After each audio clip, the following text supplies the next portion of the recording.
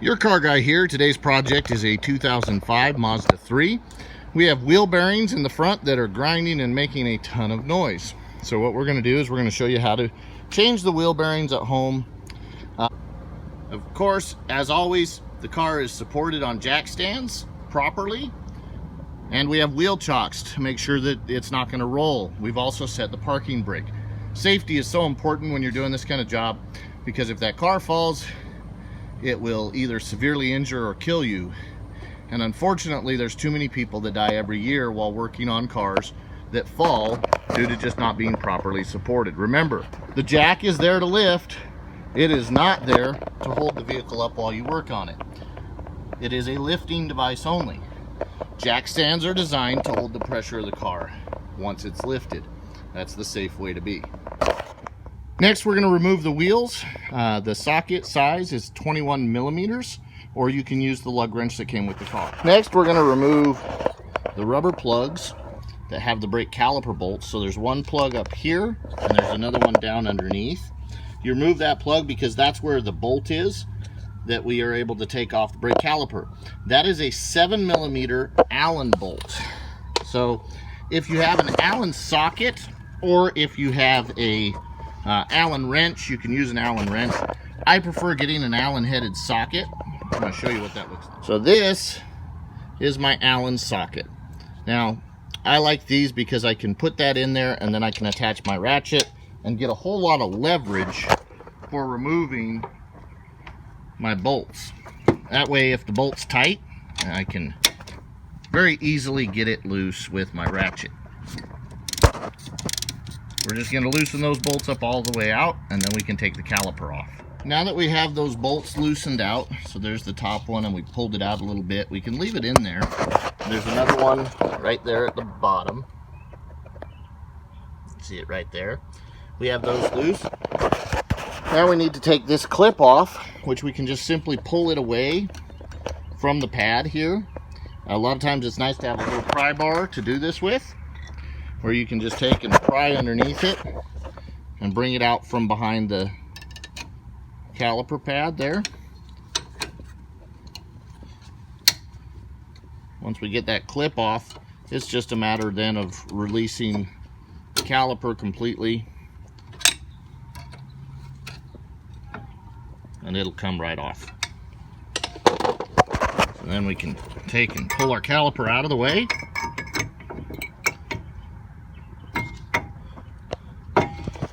Take our brake pad, set it out of the way. Now we need to take off this bracket here. To remove the brake caliper bracket, there's two 17 millimeter bolts in the back, one up top here, one right there. We'll take those out and then we can remove that bracket. With the brake caliper bracket removed, now we can simply grab the brake rotor and remove it. Next, we're going to remove the 13 millimeter axle bolt. Now, important to remember that if you go to remove this axle bolt, you're going to turn the whole spindle and hub while you've got it jacked up.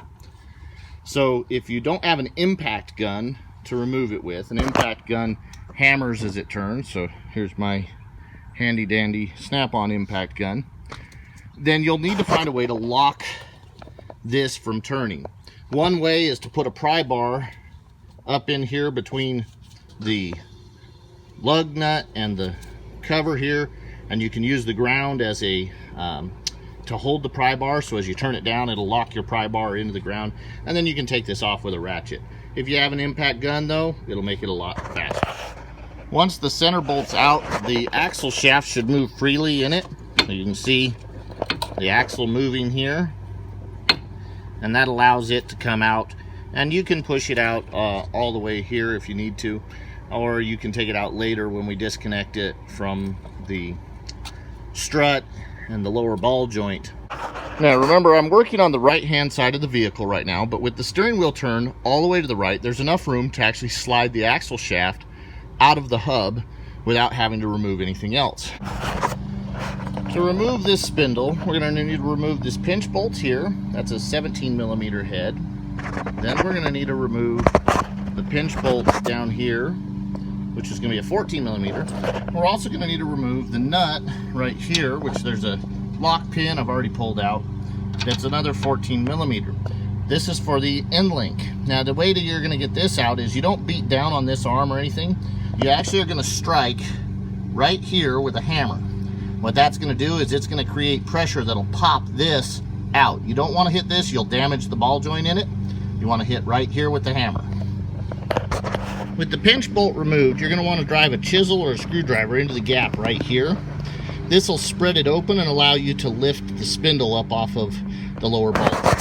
So with our chisel in and our pinch bolt now open, you'll see we can then just pry up right off of that lower ball joint.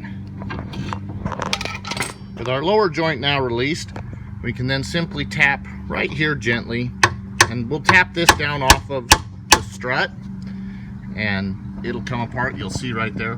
Be gentle because you don't want to damage the metal too much, but you'll just tap it down and it'll come right off. Now with the hub removed, this is the point where the easiest thing to do would be to take this spindle down to your local machine shop, or many of your hardware, not hardware, but your parts stores will have a press, and they can press out the old spindle and the bearing and press back in the new for you. So we've got our new bearings pressed in, and it's time to put the hub back on. We're going to start by sliding this upper piece that goes into the strut up onto the bottom of the strut. So it'll just take some wiggling and maybe a little bit of tapping with a dead blow hammer to work this up there, and make sure to get your guide in the middle there, and then we can work on getting the lower part in. So I'll work to that point. So like I said, you wiggle it on up in there and pull up, maybe take some light taps with a hammer on the underside and just tap it up gently. With the spindle fully up on the strut, we can now reinstall this pinch bolt, which should just slide right straight in, and then we're going to tighten it down. Now we have our upper pinch bolt in place. Now what we want to do is we want to go ahead and get the axle into the spindle before we go over this lower pinch bolt. What this will do is make it a lot easier to install this axle. Because we have the flex of the spindle, it can move out and therefore allow that axle to get in much more easily. So you can see we can get our axle to where it's starting to go in. Then we're going to take our pry bar, insert it into this hole at an angle that's fairly flat. We're not going to the bottom of the hole, but just inside that lower control arm, and we can lower it down by pulling down with our pry bar to get it below the point. Then we just maneuver the spindle right over that lower point and let it come back up into it, and then just a few gentle taps of the hammer will bring it right into position. So you can see I've maneuvered it over. I've got my axle in place and I've got it lined up, and a couple of things you just want to tap to get this straight, and look, it pops right up in as long as you put a little bit of lube on it.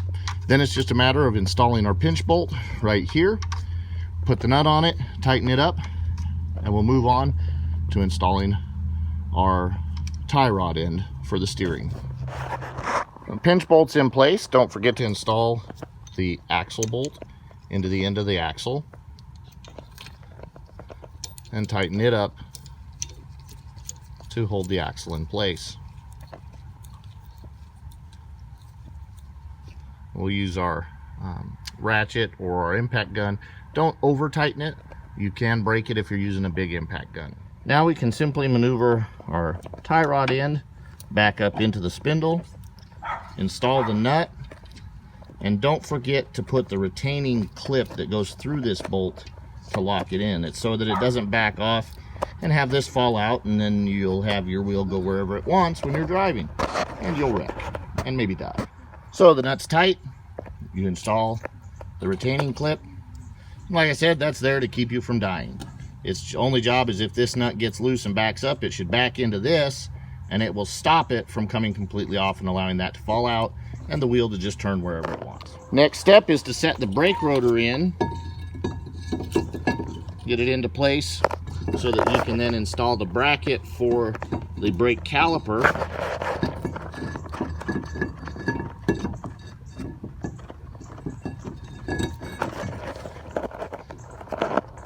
So when we put that on, it's just going to hang loose because it's not held by any bolts here. but the bracket's going to go over it, and we'll put the bracket on next. Note that the brake caliper bracket mounts on the outside of those ears where your bolts are going to go through. If you were to try to put it on the other side, it wouldn't fit at all, but you'd have problems. So you'll put it in, put the 2 bolts in, make sure to torque them. Now as we go to reinstall the brake caliper, the outer brake pad is going to sit right here on the bracket, and then the inner pad is going to sit in the caliper. Then you'll slide it over and put the bolts back in, these 2 bolts for the caliper. Brake caliper's in place. We'll need to tighten up the 2 caliper bolts. Remember, these are the Allen head screws. Then we'll put the caps back over to keep dust from getting in those so they can stay lubricated and allow the caliper to move. Because as the brake pads wear, that's what adjusts your caliper and keeps your brakes adjusted. Also, don't forget, we have this spring that has to be installed.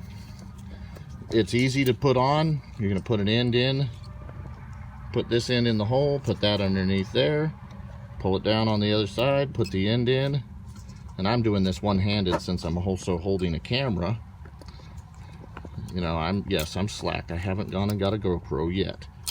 Put this into the other end and then simply slide it up under the tab there. So once you get that worked in with 2 hands, it's a lot easier. Then you're ready to simply, you know, tighten up the bolts at the back, of course, install the wheel, lower the vehicle down, and test operation. All right, wheel bearings installed, wheels installed. All that's left to do is lower the car down, and then we'll retorque the bolts to the factory recommended specs, which you'll find in your owner's manual. Or if you're missing your owner's manual, you can look them up online.